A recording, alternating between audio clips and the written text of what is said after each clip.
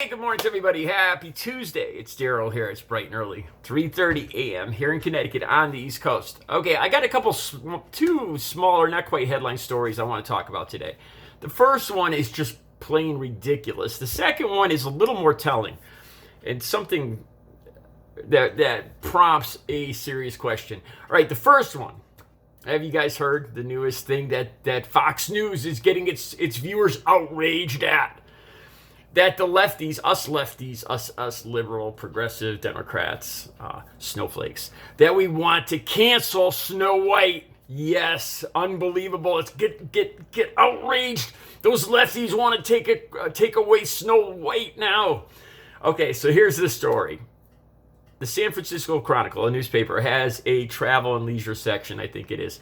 I think it's called the SF Gate. And a writer for that did an opinion piece. And with Disneyland opening, I think this is a new ride, the Snow White ride. And it's got a picture of Prince Valiant, is it? I don't even know who the guy is. Leaning down and kissing, reviving Snow White with the kiss, right? Big deal. But, so this one guy, this is one person out of the billions in the United States. He brought up the point about this act of affection, kissing this girl without her consent. You know, and it was I don't know if it was a joke or was serious. It was one person. It's one person's opinion, okay? One single person. And he mentioned that, hasn't Disneyland learned about asking for consent? I'm paraphrasing there. Like I said, it's not, it's the opinion of one person. I'm not going to spend my day memorizing it. All right. But Fox News, man, getting their viewers outraged. The lefties, they want to take away Snow White now.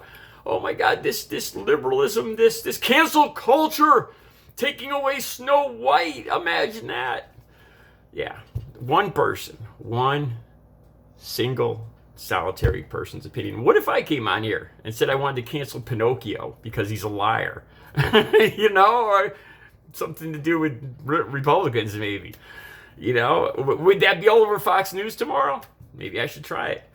All right, now on to the second story. This one's a little more serious. It's a Pennsylvania man that has been sentenced. He admitted, we finally caught somebody. We finally have evidence. Finally have somebody admitting to voter fraud. Trump was right. Trump was right all along. Oops, wait a second. This guy voted for Donald Trump. Fraudulently voted for Donald Trump. Oops, wrong direction. So he admitted to taking his dead mother and his dead mother-in-law's credentials and registering them as Republicans. And then I want to be very precise here. He actually did vote in under his dead mother's name. Officially committed voter fraud. He thought better. Oops, maybe I'm not quite doing the right thing here with his mother-in-law. So he didn't go through with that one, but he did vote fraudulently. Why am I having a hard time with that word today, man? All right, and under his dead mother's name, he admitted to this. Okay, check it out. So he says he with being locked down for the last year, he got caught up in all this propaganda. So he's blaming it on Donald Trump or the left. He's got to blame it on somebody, of course. Can't take responsibility that cheating is wrong. He knows it's wrong.